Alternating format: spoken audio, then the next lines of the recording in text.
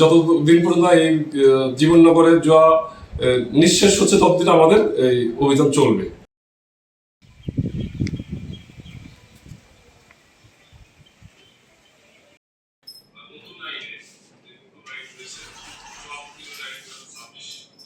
আপনারা জানেন যে আমাদের পুলিশ সুপার স্যারের নেতৃত্বে মাদক বিরোধী অভিযান শুরু হয়েছে।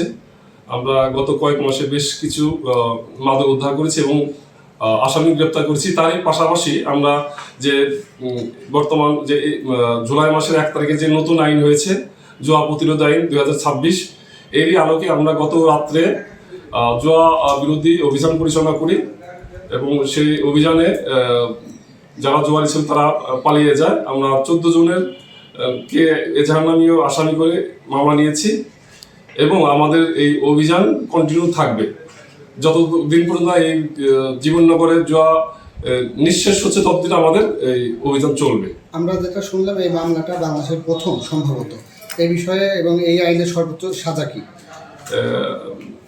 যেহেতু এই আইনটি একবারই নতুন, আমি যতদূর জেনেছি যে এই আইনের 20 ধারায় সর্বোচ্চ 5 বছরের জেল এবং 5 কোটি টাকা জরিমানার বিধান রাখা হয়েছে। সেই মোতাবেক যাতে আসামিরা সর্বোচ্চ শাস্তি পায় এবং জুয়া নির্মূল হয় সেই হিসেবে আমরা কাজ করছি।